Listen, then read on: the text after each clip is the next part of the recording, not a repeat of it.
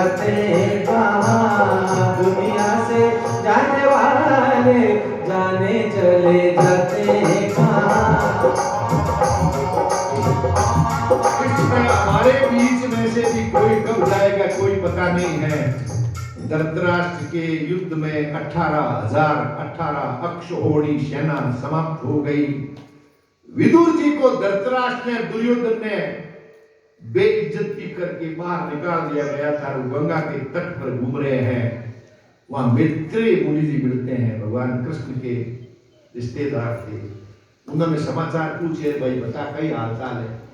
तो क्या हालचाल बहुत बुरा भाई, उड़े लग गए वो। उन्होंने कहा बहुत बुरे हैं भगवान कृष्ण जब तक थे तब तक तो सब ठीक था, और भगवान कृष्ण हमारे बीच से चले गए तो सबका नाश हो गया है। भगवान खुद परम धाम को पहुंच गए हैं और मैं यहाँ आया हूं। मुझे ये जरूर कहा था कि कहीं विदुर मिले तो ये बात कह देना।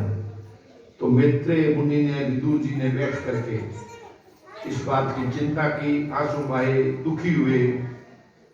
लेकिन वो दोनों संत थे, उन्होंने इस बात को सहन किया और यही कहा भाई सृष्टि आनी जानी है। तब ये बात आई कि भाई सृष्टि कैसे बनी। तो सृष्टि में पहले सृष्टि बनी, जमीन बनी, पेड़ बने, पौधे बने, जीव बने, जलचर बने, थलचर बने, मानव बने, मस्तिष्क बना, सोच बना, उसके बना। तो मनु शत्रुपा का भी अवतार हुआ। भगवान ब्रह्मा के पुत्र मनु शत्रुपा दोनों एक तरफ स्त्री थी। उन्होंने तपस्या करी और वो दशरथ और कौशल्या बनी। उनके राम पैदा हुए, उनके भक्त पैदा हुए। इस सृष्टि का कर्म चलता रहा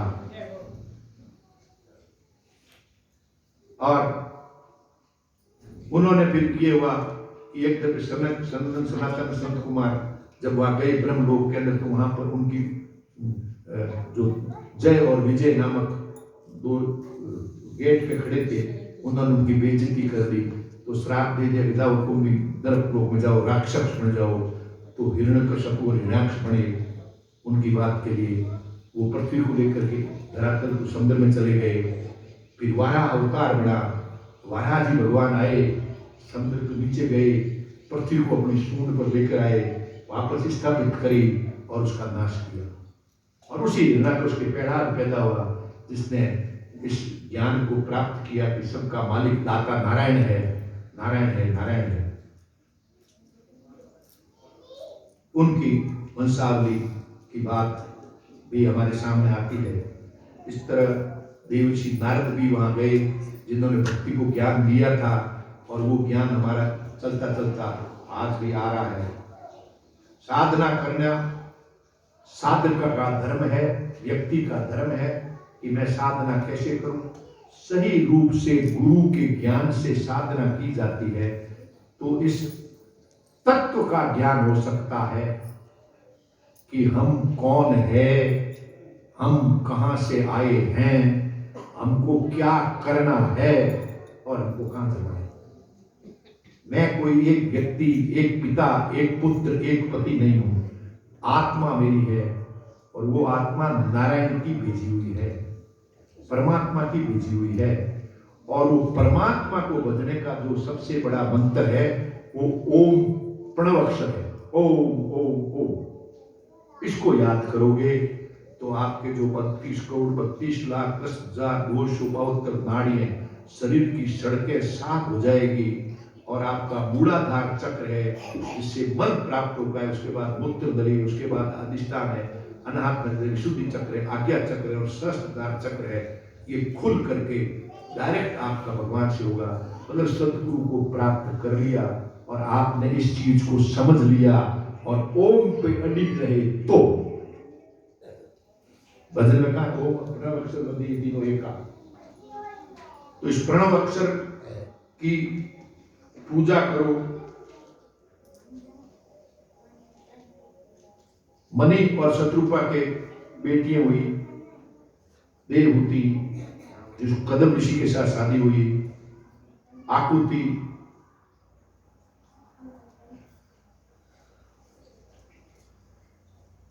उन्होंने प्रजापति से शादी हुई। वहां से फिर वो मैथुन इस सृष्टि का एक जीवन शुरू हुआ और वो आज हमारे सामने है? ब्रह्मा जी ने यह सृष्टि का विचार किया, देवी का विवाह मरीचि से किया, उनके पुत्र अंशु का विवाह अत्रि से किया, अदुंति का विवाह वशिष्ठ से किया, ख्याति का विवाह भृगु जी से किया, शांति का विवाह अथर्वण से किया, क्रिया का विवाह सूत्र से किया, अयुर्भु का नाम पुरुष से किया। सब बेटियां अपने अपने ससुराल चली गई अपने पतियों के साथ में। अनसुया के दामाद भृगु ऋषि हुए, कपिल मुनि अदुंति देवहूति के हुए और देवहूति के पुत्र हुए कपिल मुनि। जब मां को पता लग गया कि मेरा पुत्र आत्मा से बंधा हुआ नहीं है, तो एक दिन देवहूति ने अपने पुत्र को पूछा कि ये आत्मा का बंधन क्या है? तू मेरा बेटा है लेकिन मुझे ज्ञान बता।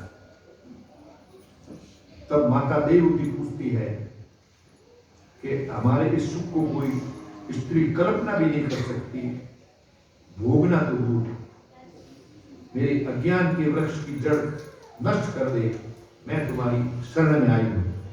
तत्वाम गताहम शरणम शरण्यम स्वभूत संसार दुखम जिज्ञासा प्रकृति पुरुषाय नमामि सद्विदा वरिष्ठम।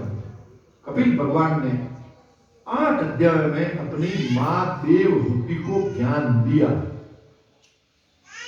और देवहूति ने जब ज्ञान प्राप्त कर लिया तो उसने यही बात कही कि जीव के सामने 2 रास्ते आते हैं, एक इंद्रियोचित सुख, एक आत्मोचित सुख। अगर इंद्रियों को सुख देना चाहते हो तो आपको भौतिक जगत पर निर्भर रहना पड़ेगा, और आत्मोचित आनंद प्राप्त करना चाहते हो तो आपको आत्मानंद को जगाना पड़ेगा। इस अर्थ को सांख्य योग कहा गया। पूर्णमद पूर्णमिदं पूर्णात् पूर्णमुदच्यते पूर्णस्य पूर्णमादाय पूर्णमेवावशिष्यते। इसकी कोई गणना नहीं है, कोई माप नहीं है, कोई तोल नहीं है।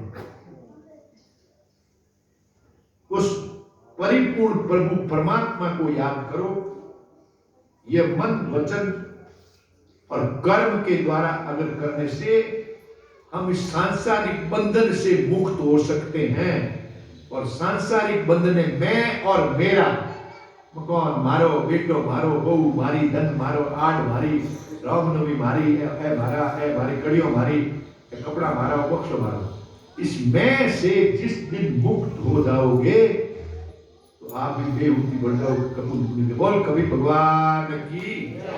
और आखिर देवहूति ने ज्ञान प्राप्त करते करते इतना कुछ प्राप्त कर लिया कि वो जल तत्व बन गई। जल तत्व पानी के रूपांतर में रूप धारण कर लिया और वो गंगा सागर के नाम से आज भी पश्चिम बंगाल में मौजूद है। ऐसी माताओं को नमन। कपिल भगवान ने माता को ज्ञान दिया।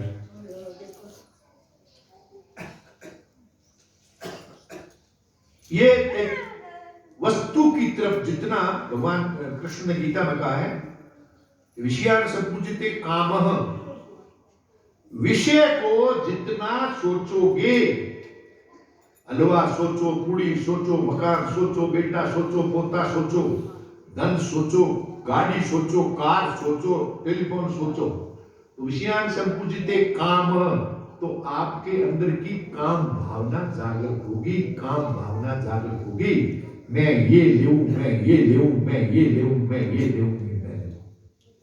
और कामना कभी पूर्ति नहीं होती है।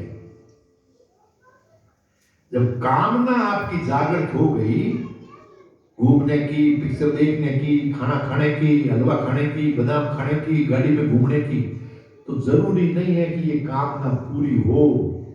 तो कामान जायते क्रोध है तो अपर क्रोध आई है।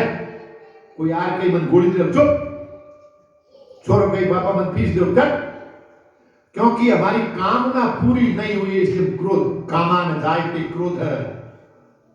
और क्रोधान स्मृति भ्रम, याददाश्त भूल जा रहे हो, हमारा बेटो है, बेटी है, बहन है, कौन है, तो कामान जायते क्रोध क्रोधान स्मृति भ्रम, याददाश्त का भ्रम पैदा हो जाए कि मुझे कौन सा काम करना है, टेलीफोन लाना है, बच्चे ने फीस देनी, टेलीफोन लाना है, बच्चे ने फीस देनी। लेकिन चूंकि मेरी सोच उस काम के प्रति थी कि मुझे स्कूटर, कार या टेलीफोन ही लाना है, तो न तो मुझे बेटा याद रहता है, न मुझे बेटी याद रहती है, न चूचक याद रहे, न ओढ़ो याद रहे, न सीख याद रहे, कुछ भी याद नहीं है। कामान जायते क्रोधे क्रोधान स्मृति भ्रम, और स्मृति भ्रम के बुद्धि का नाश। और एक एक पल को बता रहे हो, अगर जिस विषय की तरफ आपका ध्यान रहेगा, हलवा हलवा हलवा हलवा हलवा हलवा हलवा, खीर पूरी खीर, तो फिर आपका मन उस हलवे की तरफ जाएगा। शक्कर घी आटो, शक्कर घी आटो, शक्कर घी आटो, क्यों जब सर, और शक्कर घी आटो मिले नहीं मिले तो क्रोध आई, आयो स्कूल फीस मारे हीरो खड़ा बराबर। कामान जायते क्रोध है क्रोधान स्मृति भ्रम, याददाश्त भूल जानो, मार पोतो है, जवाब नहीं थप्पड़ ठोकूंगा, चल चलो आयो એટલે કોણ લેવડો વાસ્તા માર તો પયા કમ પડે દોઈશું ટેલિફોન લાડો મત। कामान जायते क्रोध क्रोधान स्मृति भ्रम, याददाश्त का भ्रम हो जाता है, ये कौन है कौन है कौन है, और स्मृति भ्रम होता है। फिर आज लोग पागड़ू कही हो, बुद्धि नाशो, बुद्धि का नाश, अकल खत्म, कितने होशियार चंद्र तो बिल्कुल कहीं नहीं। कामान जायते क्रोध क्रोधान स्मृति भ्रम, स्मृति भ्रम बुद्धि नाशो, और बुद्धि जो नाश हुए मरण शांति, मर गया। जरूरी नहीं है कि कागे ले जा करके या भांडेला ले जा रहा अपने बाड़े, बुद्धि का नाश अगर किसी इंसान का हो गया है, वो मरे जैसा है, मरे जैसा है, मरे जैसा है। इसलिए कपिल भगवान ने अपनी माता देवहूति को यह बात बताई, जो सांख्य योग के नाम से प्रसिद्ध है।